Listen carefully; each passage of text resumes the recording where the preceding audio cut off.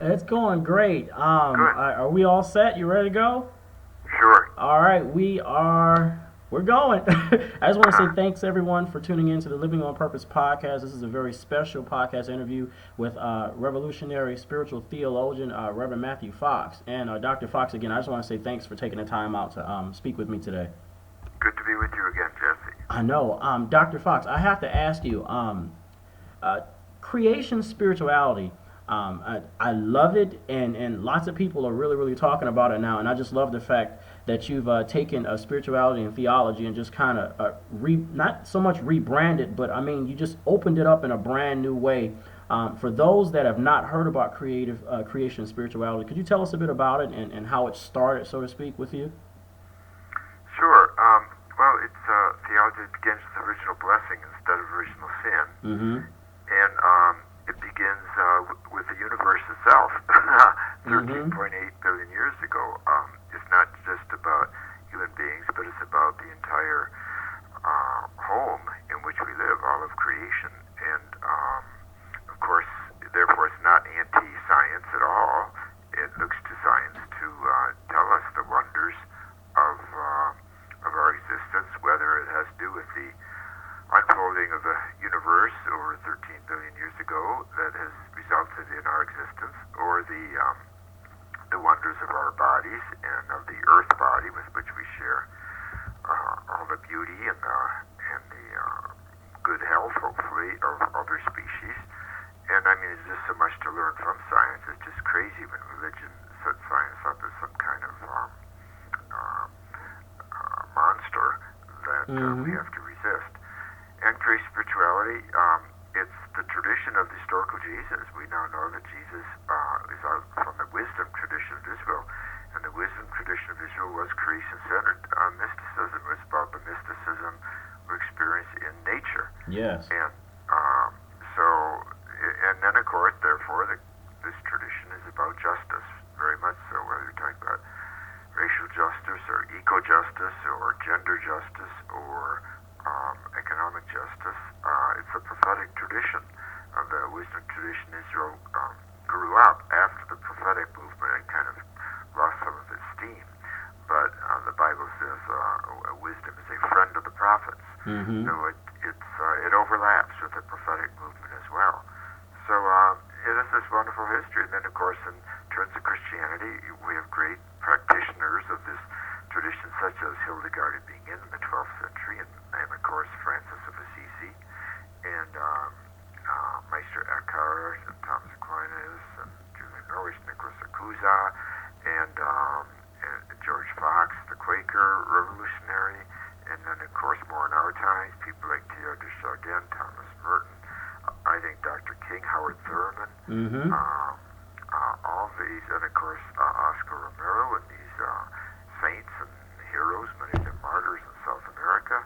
They were really living out this tradition of liberation and justice.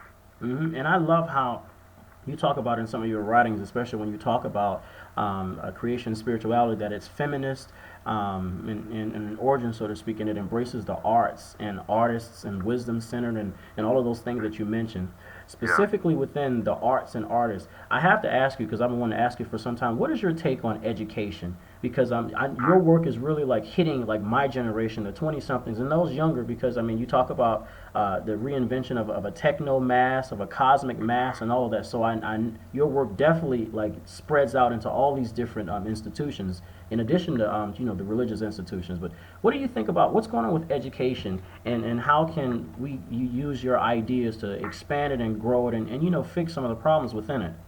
Yeah. Well, for the last several years, I've been working with trying to reinvent education for the inner city out, Mm-hmm. taking the pedagogy that I use so successfully with adults for over 30 years, which employs creativity and art, just as you say, but applying it to inner city kids because, as you know, the big dropouts was, I think, 68% of black boys in America aren't graduating from high school. Mm-hmm. Well, does that mean they're dumb, or does it mean the educational system is dumb Right. and it's boring them? And that's what the issue is boredom. So we've created programs both in Oakland and also in Chicago, created on this model of putting creativity forward, and it really works. I remember in one class, a senior, a black boy, said to me, he said, "This is the first time in 4 years of high school that anyone's asked me to express myself creatively." Mm-hmm. And so we have kids making movies and doing dance and art, a lot of it through the ancestral traditions. I wrote a book on this, a short book called The Awe Project, Reinventing Education, Reinventing the Human. And awe stands for Ancestral Wisdom Education. And like you said, about the feminine and art, that wisdom is feminine in the Bible, it's the she, and she's feminine around the world. And also, she has everything to do with creativity. Hildegard of Bingen says there's wisdom in all creative work. So if you want to learn wisdom and not just knowledge, we have to bring creativity and art back into the mainstream of education. But as I know, that when there's a budget crunch, out goes theater departments, out goes music departments, out goes art. So as if it's not a priority, as if it's some kind of cherry on a cake or something, dessert. But it's not. It's at the heart of values, and it's at the heart of joy and of community and of healing. So much comes through creativity that a rational and exclusively rational-based educational system cannot deliver on. And that's why so many young people are bored in schools, because there's so little room for wisdom and for creativity. And we need people like you, yourself, and to be there for us as our elders and as our teachers. I can see your work. You said, according to your bio, that part of Creation Spirituality is like it's a name that was named to you by your mentor. And if you are, and I know, with your years of training and experience, you had to have had good mentors in your life. I think that's one of the things that we're lacking. Could you say a bit about mentorship? Because even as a young guy, it's hard to, in a sense, find people that you can actually touch, to take the time out there. So lots of us have to have mentors that are far off through books. But what's your take on mentorship? That's true. And even deceased people, these elders like Howard Thurman and people from other eras and Meister Eckhart, and people who were discovering these things a long time ago. But yes, I was blessed to have a mentor, French Dominican, when I was studying in Paris, named Père Chenu, Chenu. I remember the last time I saw him, he was like 90 years old. And in fact, he died at 95 the day Mandela was released from jail, which is a pretty interesting day to die, because Chenu was very responsible for liberation theology. He was like the grandfather of liberation theology, as well as he named for me the creation spirituality tradition. And he said to me the last time I saw him when he was 90, he said, "Never forget, the greatest tragedy in theology of the last 300 years has been the divorce of the theologian from the musician, the painter, the dancer, the filmmaker, the potter, the artist, you see." And this is very memorable to me. I've never forgotten that. But you're so right. Young people today are looking for elders and mentors, and unfortunately, too many elders are out playing the golf course or the stock market or something, and they think that when you graduate beyond your job, that you should go into retirement. But I say we should retire the word retirement and talk about refirement. Yes. And I think older people should be going out of their way to sit down with younger people, to listen to them first of all, because you young people are inheriting an incredible sick planet, and it's not your fault, it's the fault of our generation and others. But so first of all, we have to listen, but secondly, hopefully there is some wisdom and experience, and if nothing else, some support that older people can give to younger people. So that's really an important issue, I think. We did this survey with young adults around the country, Adam Bucko and I, for our book Occupy Spirituality, and that was one of our questions: what is your relationship to elders? And they all said, we want elders in our life, but we can't find them. Yes. And when we do find them, they talk too much. They don't listen. They think they have all the answers, but they don't even have the right questions.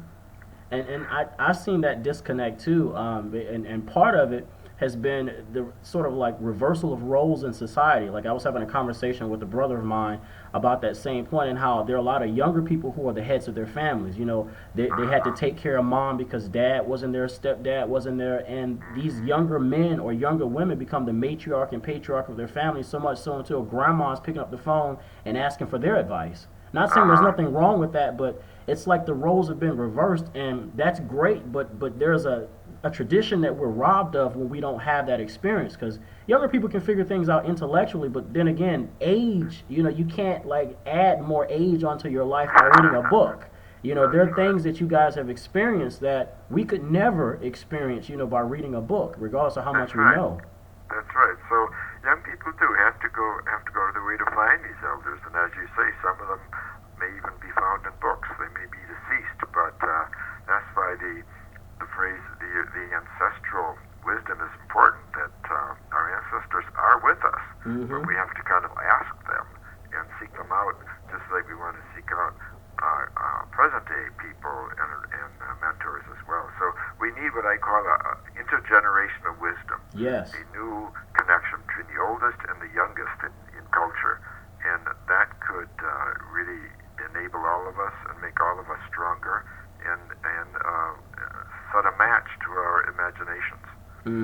And since we're on the topic and we're talking about young people, I want to move into and the idea of community. What's community for you? Because I'm noticing that with my generation, it's like community is really becoming digital, and they're really moving full force into the digital age. There was a time in which people kind of mocked pop culture, and they said, "Oh, whatever, it's just." But pop culture is becoming like its own religion, so to speak. You know. And because I've seen people pass out, you know, when pop stars, you know, and they have mystical experiences, you know, when Michael Jackson's song comes on, you know.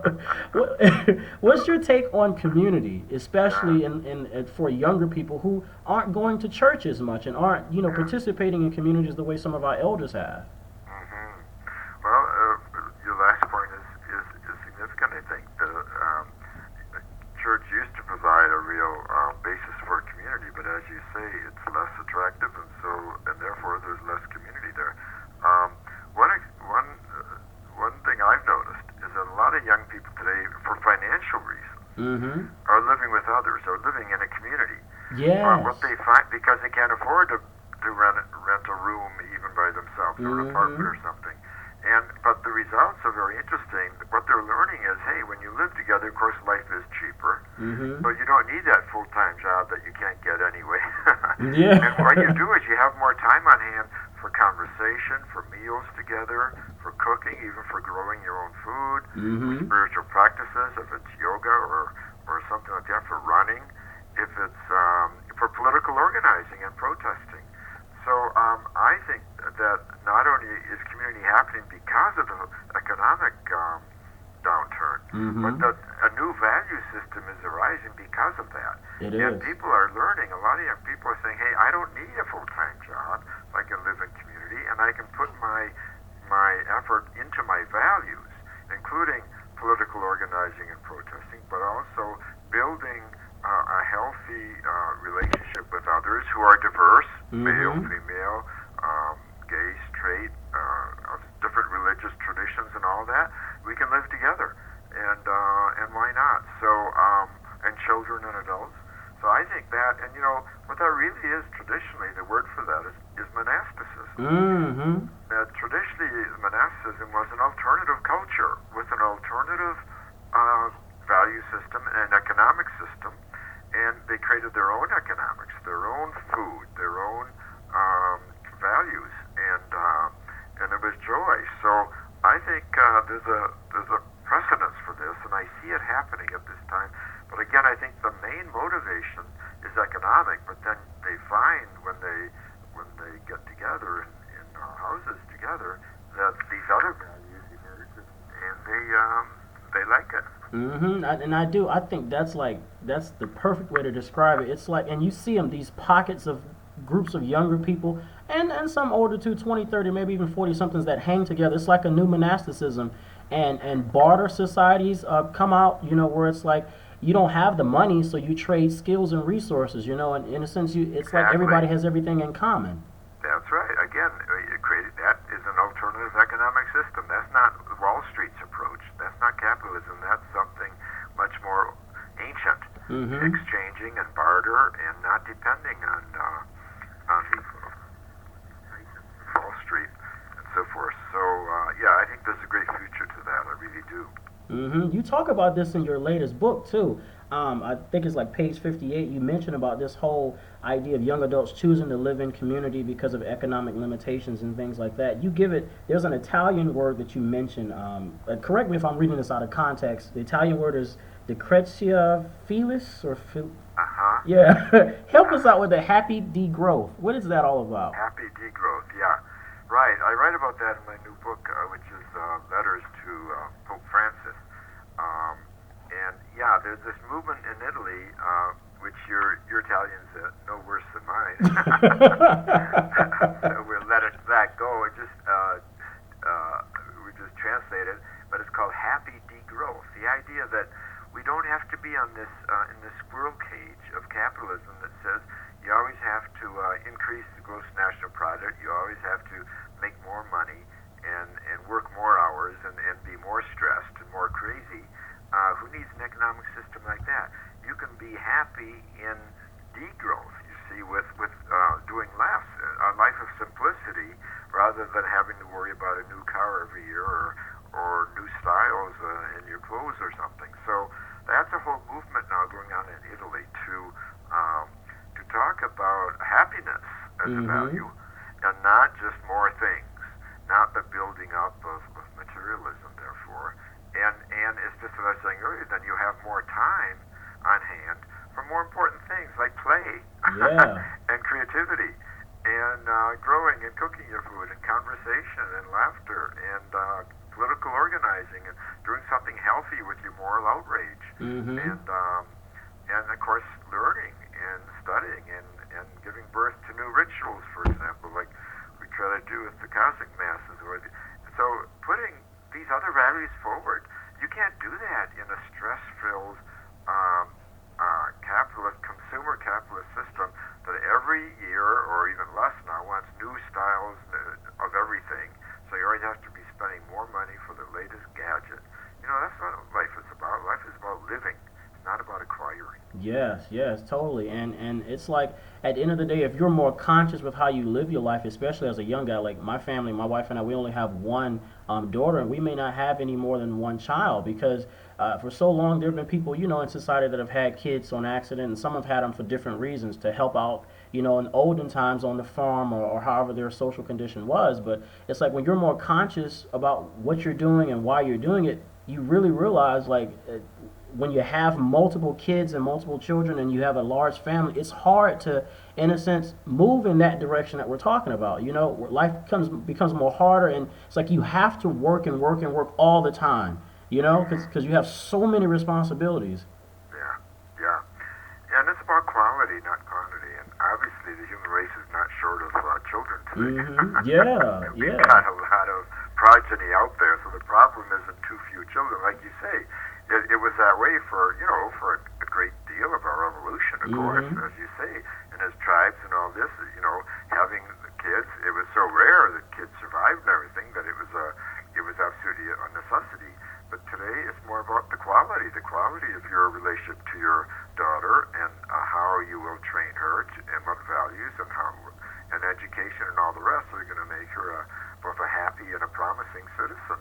Right. And, so these are decisions that couples can make now, and of course, with birth control and all, which is far more, available today than it was in ancient societies, although they had their own forms. Nevertheless, it's more available, and so, these alternatives are really possible. Let's jump again into your new book. The title of it is Letters to Pope Francis, and we can pick this up at Amazon.com and probably at your website too, correct? Right. Yeah, talk. What was the last week? Yeah. The point about this book? I mean, what's interesting is that you were actually ordained before our current Pope, Pope Francis, right? Maybe a year or two before, or? Was I what? I didn't hear Good You question. at the beginning of the book you talk about it, and it's in a letter form. You're giving like tons of ideas and things that the Pope needs to pay attention to. But you mentioned something in the book that I had no idea about. I know you both are priests, of course, but you say that you was ordained a year or two before the current Pope. Right. Uh-huh. Wow. Yeah. Uh-huh. So we're about the same age. In fact, I think yeah, he's a little older than I am actually, but I was ordained a year or two before he was. Yeah. Yeah. Wow. Take us into some of the main ideas in the book. Well, one of the points I make is that he deliberately chose the name Francis, which is Mm-hmm. a pretty radical choice. No other popes ever touched that name because Francis Mm-hmm. is such an icon. So he did it. So hey, okay, we're going to hold his feet to the fire because Francis was one hell of a revolutionary, Oh yeah. and he had a very fine balance of gender balance, sense of masculine and feminine. In Mm-hmm. his long poem he wrote about brother sun and sister moon, he keeps going back from the masculine, the brother, the sister, the brother. He goes back and forth constantly. It just shows he has this tremendous balance and respect, therefore, for the feminine. And of course, one of his earliest followers was his girlfriend, Claire, and then her sister joined on too in his small band. So he really got along well with strong, and she was a very strong young woman. So he got along well not just with women, but with strong women. And in fact, he wanted her to be a preacher like he was, and then the system kind of gobbled her up and wouldn't let her. But and then of course when it comes to economics and issues of poverty and so he was very outspoken. See, his father was a very wealthy, successful merchant, Mm. Assisi, and he had a break with his father, and he kind of broke therefore with capitalism and said, you know, this interferes with the gospel values to go just the route of amassing more money. So I talk quite a lot about what's implied by his taking that name, and to his credit, I think that so far this new pope has done a pretty good job. I mean, I quote him. There's some really strong quotes he has about capitalism, and he says it's another form of terrorism when Mm-hmm. you deprive people of work, and or what happened in Bangladesh, which he writes about. You know, the collapse and that 1,000 people died in the collapse of that building. Why? Just so that the owners could cheaply make the clothes and so forth, and the lousy wages they were getting and so forth. So you know, he comes from Argentina. He comes from a third world country, so he's sensitive to this stuff. He knows Mm-hmm. this stuff, and so I think he's gonna make some noise on that. And so I also talk about how you know there's a myth, a saying among the native people, a very ancient teaching that when the condor and the eagle fly together, Mm. peace will happen in the world. Well, North America, eagle is the ancient sacred bird of North America, and the condor is the sacred bird of South America, bird of South America. So I point out to him, hey, he's condor and I'm eagle, so maybe if you can reinvent the church based on justice, Mm-hmm. then maybe some peace will really flow. So I challenge him on many topics, and I quote him a lot because he does have a few books out there. One was a book of dialogues with a Jewish rabbi who was also a PhD in science, Mm-hmm. and they're pretty good discussions they had. So I quote him to himself, and I say, hey, let's pay attention. So anyway, it's kind of a simple book. It's 8 letters, and it's a short book, but I took it as an opportunity both to challenge him, but also to get people back in the mode of expecting something decent Mm-hmm. from organized religion and not just the news about the pedophile priest. So I tell him he should just shut down this Vatican Bank that is so full of scandal, and he Mm-hmm. should shut down the Congregation of Doctrine of Faith that has been condemning theologians for 35 years like a new Inquisition. Oh man. I'm one of them, but there are 105 others. And I tell them that they should just quit talking about sex for 15 years.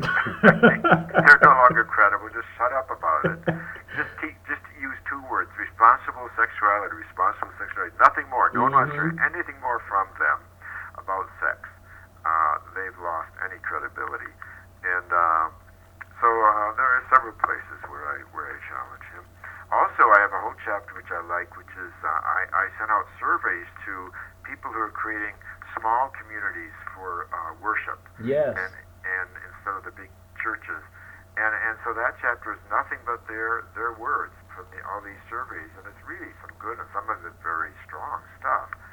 But I begin the chapter with a quote from Pope Francis when he was a bishop about how important small communities are, how the church began as small communities. Mm-hmm. And I point out, well, okay, then this is how it can renew itself. Is start over in small communities, not with these big churches and their big mortgages and everything else that obviously create so many scandals. Yes, it does. What's the Catholic Church's current policy on preaching? Because you mentioned something in here too. I forgot which page where you talked about the whole idea of preaching and how originally, like, there was a time, I'm not sure if it was with Saint Francis of Assisi or not, where they were liberated and allowed to speak. Like, whoever the Spirit of God moved upon, they were allowed to have a voice.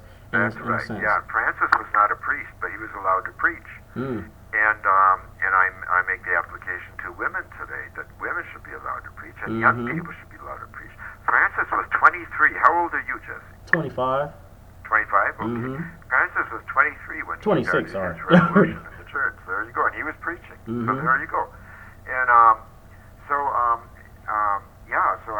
stress that. And then, of course, I point out, the latest scholarship says that there were no priests in the early church. The priesthood came up in the 2nd and 3rd centuries.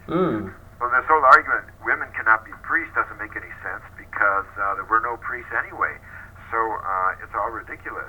And they should be allowing women to be leaders.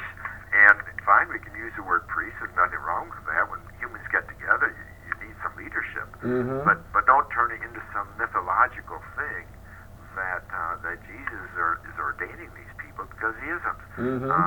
It's just about leadership and some kind of loose organization.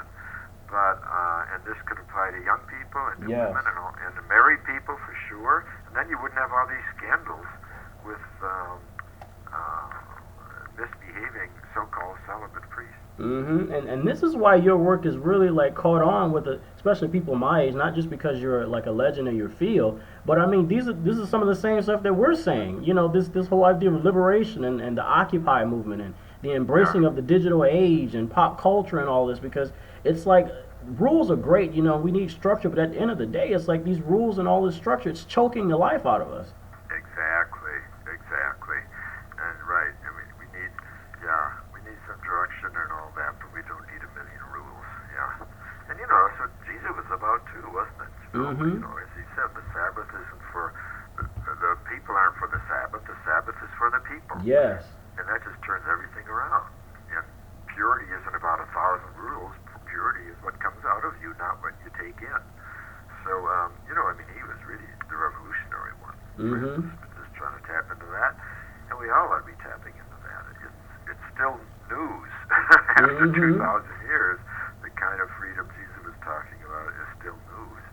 And that's what's exciting about a person like Francis, but others since who took at least some of Jesus' teachings seriously and dared to stand up and speak truth to power. King was of that mode, obviously, but so many others, Dorothy Day and others.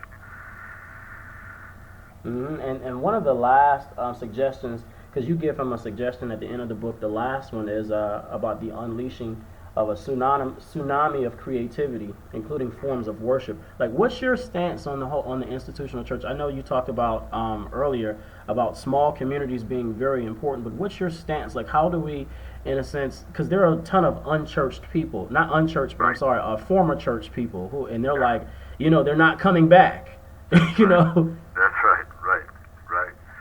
Well, yeah, that's why I stress. I said, I said in there, I don't think anyone expects the church to be reborn from the top down. It's the base communities, it's the small communities. And what I say is, you can join us. We're already doing it. A lot of people are already doing it. And they're, as you say, they're living their values and in a simpler way without a ton of rules. And so I invited him to kind of join that base communities movement. And of course, this is what was so effective in South America with liberation theology, which of course the previous two popes totally emasculated.